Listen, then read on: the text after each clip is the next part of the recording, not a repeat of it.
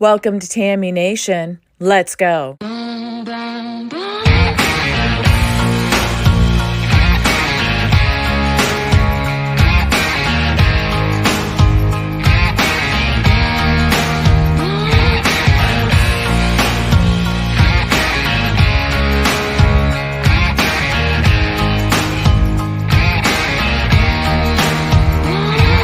been running from 9 to 5, been biting my tongue for all this time. Won't let anyone cut me short.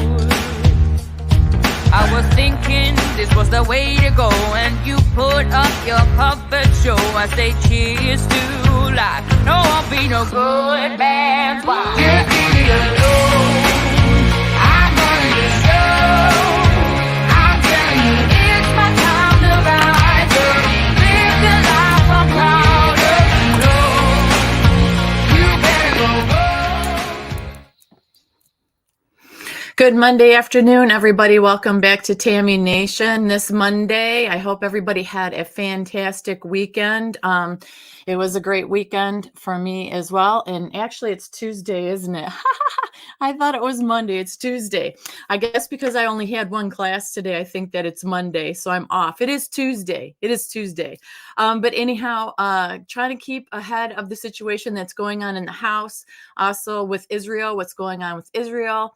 And there's some other stuff that's come out that I wanted to cover this afternoon real quick. So let's go ahead and get started with Israel. There have been over 400 airstrikes, Israel to Gaza.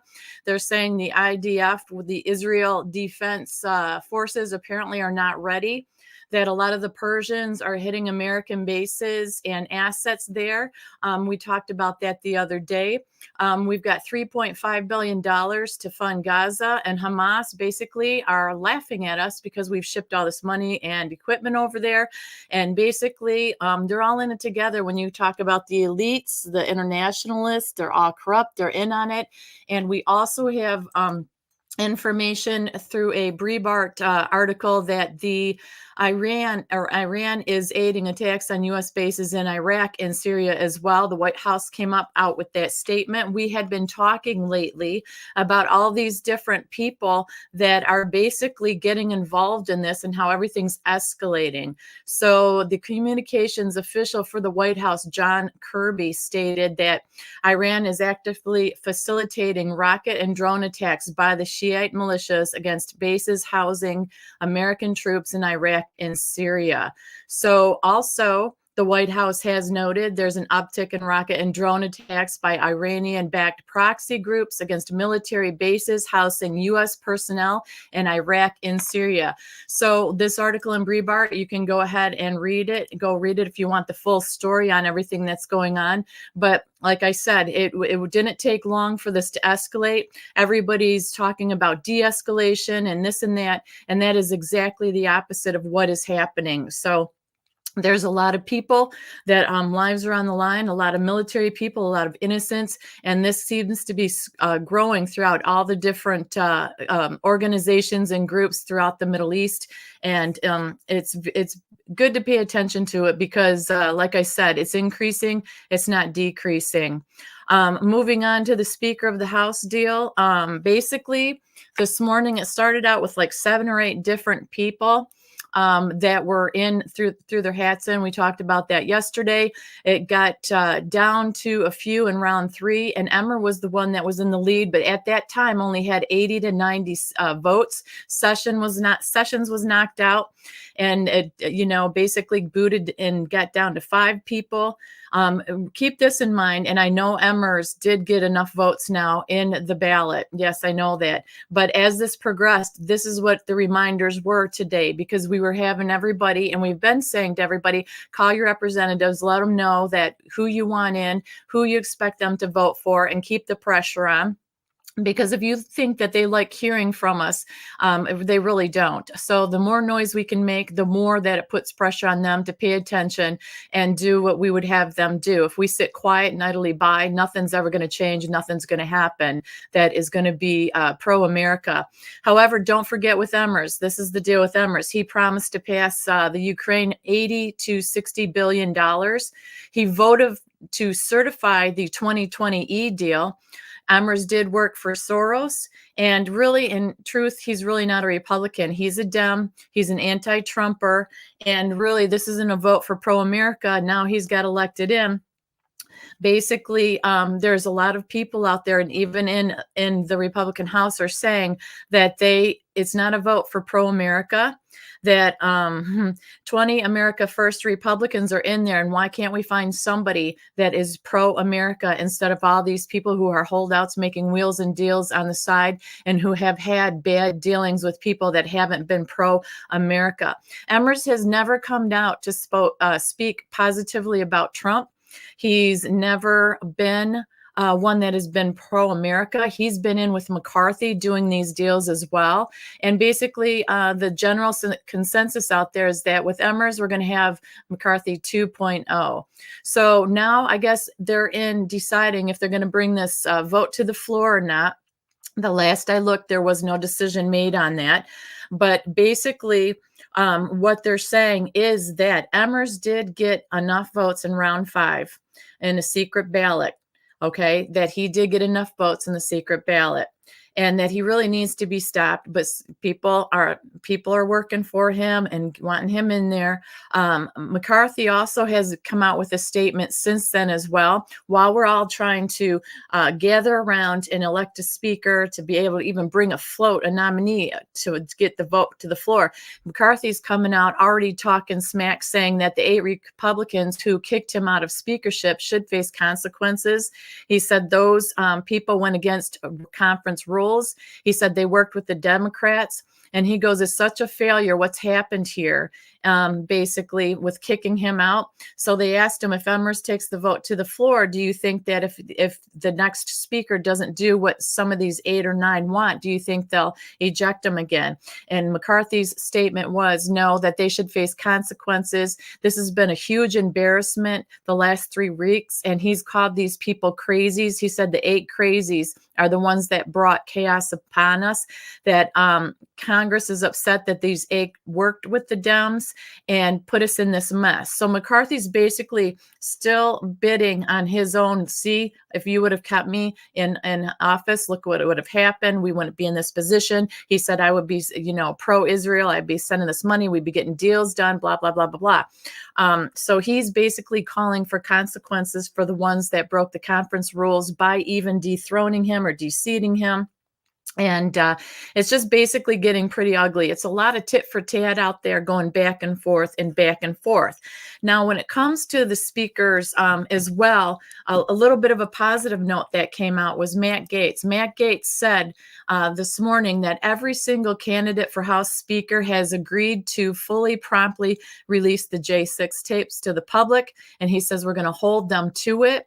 And he said every single candidate answered the same way. They all answered with one word, and the word was yes. So he's trying to make us feel better in the sense that no matter who gets put in that position, that they're going to release those tapes that we've been waiting for forever. So that's waiting to be seen. Now, also that came out actually was what was his name? Troy Nehls of Texas came out. And it wasn't too long ago. And he said, actually, Emers did not get the vote in a roll call. He said, we didn't do a secret ballot. We did a roll call vote. And he said 28 people either said no, they said present, or they said someone else. So he's saying it is up to Emers and them to decide, yes, we're going to bring this vote to the floor. But remember, yesterday I said there was an assumption that Emers would not bring the vote to the floor and embarrass himself because he is the majority whip. So it's his job to know who's getting the votes, where the votes are coming from, and who has them or not. So if it's his own self he's putting out there, they're saying there's word out there when you watch these interviews with the different representatives today that give these little minute interviews. They're saying that it's up to him if he wants to bring it to the floor or not. I haven't heard if they're going to or not, but this guy, Troy Nehls of Texas, is saying that behind the scenes on a roll call official vote, it wasn't a secret ballot, that there were 28 holdouts, either saying no, either saying present, or saying someone else. And actually, Troy Nehls came out and said, I vote and I would like to nominate for Donald J. Trump for 100 days. He goes, only 100 days? He goes, I don't see anybody else that can do this and put this back together and get us in the direction we need to go in a quickly, timely manner other than Donald J. Trump. And he said, I will not. We could take this to the floor. I'm not going to be voting for him. He goes, I believe that Trump is the only one that's going to be able to do this. So once again, today, interesting stuff breaking through with this House vote and who they're nominating. And, this breaking the conference rules and stuff, this is the first thing that I've heard about that. And really, Kevin McCarthy, when he was saying that, really didn't break it down so I could reiterate that to you and how and what was broken with these people that, unseated him and stuff. But I just know that McCarthy's been making a lot of noise and that basically McCarthy and Emmer are two what do they say? Two things of the same cloth. That really what's the point of even voting for Emmers? And even a lot of the representatives or some have come out and said the same kind of thing. Why were we trading one for the other? So, this Troy Nels from Texas said, basically, we're at the beginning all over again. We have to start all over again. So, like I said, we have to wait and see what happens with this as it breaks today and it continues on. I mean, it could be in the next hour. It could be not till later today. I did know that one representative said, I don't know why that they wouldn't take it to a floor vote immediately. And as far as my knowledge, before I went on, that wasn't happening. And it's already 3:00 Eastern Standard Time. And the representative did say, I don't know why they would wait till 3:00 or later to do this. They just should take it to a vote and get this over with one way or another. But it doesn't seem, according to Troy Nels, that we are any farther ahead than we were days ago. So let's continue on down the different stories that are breaking today. Another thing, Jenna Ellis, if you guys haven't heard this, Jenna Ellis did plead guilty today. And this video, and it kind of got to me in the fact that Jenna Ellis did plead guilty in the case here in Georgia. So she did plead guilty to the felony count, aiding and abetting a false statement in writings in connection with Mr. T's campaign for 2020. And after hundreds of thousands of dollars were raised for her legal defense fund, now everybody is saying and calling for the return of the $216,000 she raised in legal defense funds. But the thing with her guilty plea, when she stood up and she's crying and she's sobbing, she's saying that she did not understand fully what these supposedly more seasoned lawyers were bringing forth, that she trusted them and what they had to say, and that she said if she knew then what she knows now, that she would not want to be involved at all. So she is going back and forth on Twitter with a few different people that are saying that, she talked about her religion and how she's a servant of Jesus Christ and all that. So they're going back and forth with kind of ugly things with her about that. And, she said that she threw Rudy Giuliani under the bus, basically. Some of these people are saying that she wishes she never got involved. Rudy's under the bus. And that she said that in the wake of the 2020, she believed that the challenging the results on behalf of Mr. T should have been pursued in a legal and just way. But she said she was relying more on the senior lawyers working on the challenge to provide her with true and reliable information, especially since her role involved speaking to the media and to the legislatures in various states. She said she did not corroborate the information she received from these attorneys. So she said, if I would have known then what I know now, she goes, I wouldn't be involved. And she said, I failed to do my due diligence by checking that information out. So I don't know. It seemed pretty dramatic, and it seemed kind of crazy to me to think that this was such a historical and massive thing she was doing with Rudy Giuliani, that you can backpedal like this, that, you remember in her mugshot, she had this smirk on her, like, we did the right thing. It's going to be okay. And now here she is backpedaling. She's the fourth person to backpedal on the situation. So of course people are the left is frothing at the mouth with all these people, especially since Sidney Powell did the same thing. She's pled not guilty, but they're saying she flipped on Trump because she's going to testify against him. So I don't know what to think about this one.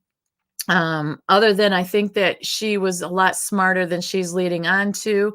Basically, what's going to happen is she's going to cooperate with prosecutors in the future proceedings. She's going to serve 5 years probation and 5,000 and restitution and write a letter of apology. So she's got one less month and one less $1,000 fee than Sydney, because Sydney was 6 and 6 and Jenna Ellis is 5 and 5.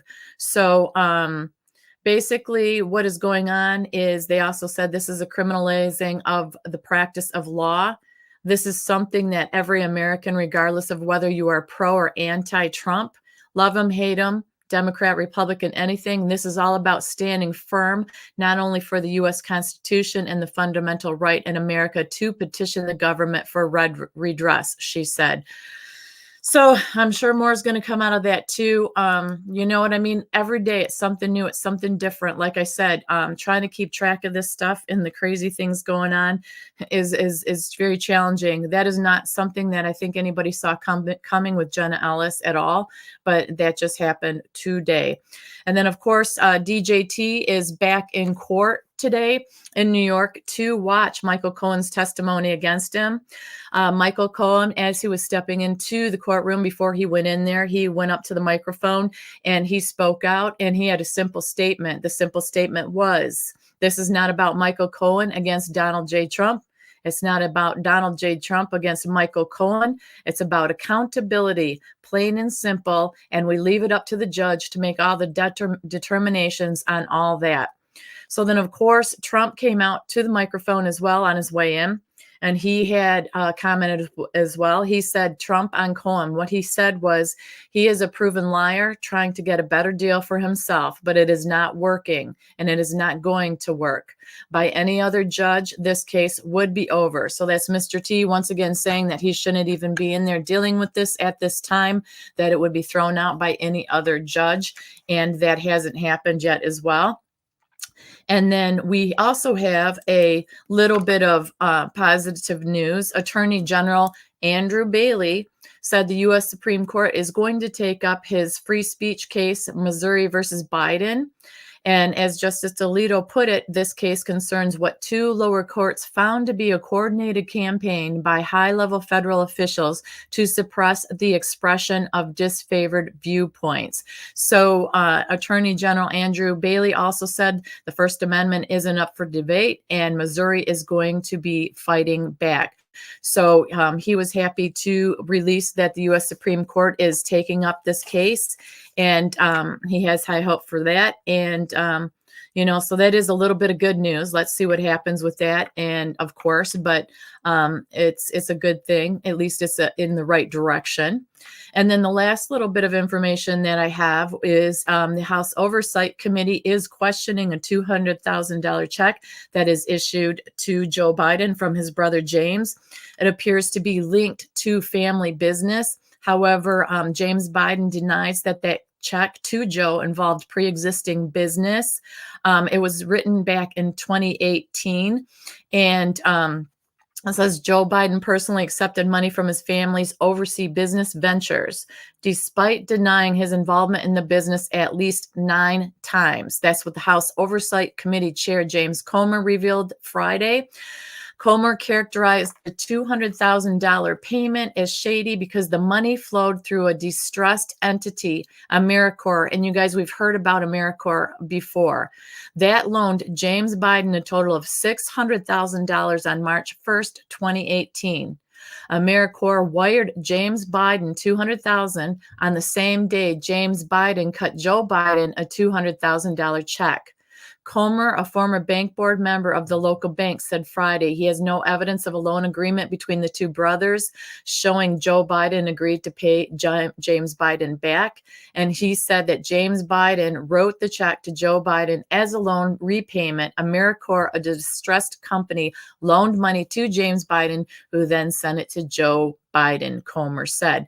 So now the committee has the big documents that show both the loan Jim received from his brother in January 2018 and the repayment by the check 6 weeks later, James Biden attorney Paul Fishman told the Journal, Wall Street Journal, at no time did Jim involve his brother in any of these relationships. So the question is, was he involved? Did he know? Do we believe it or don't we believe it? I just know that there's a lot of information that seems to come out that is in gory detail with dates, checks, documentation, times, official documents that prove these points. And then, his lawyer, Biden's lawyer, of course, says one thing, and he doesn't have any other documentation to be behind it to deny it. He just says, oh, no, it's not happening, or, oh, no, that wasn't.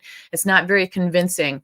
And like I said, with DJT going through everything he is going through, I don't see written documentation coming out about anybody or anything that goes against what DJT said, like this New York document, that there is nobody that is a victim in this case, and that it should be thrown out. But here he is going through it all. And then we've got all this documentation this oversight committee is finding and putting out there. And it's a simple denial, but nobody on that side, the Joe Biden administration, or all the people that are involved in these wheelings and dealings, when we have the information, are being held accountable. It's being put out there, yes, but so far nobody's being charged in any major things. So it can get frustrating, that's for sure. So that's the little quick one I have for you right now, you guys. I'll stay appraised of the House vote situation should that come down to the floor today. And I may come back on in a little while once that happens, if it does, and if there's any other breaking news. But like I said, that's it for now for Tuesday. I hope that you guys have a great rest of your day. And if, like I said, if anything happens, I will be back on to talk about it. And if that floor vote happens, I will be back on to talk about that as well. In the meantime, take care, and I will talk to you soon.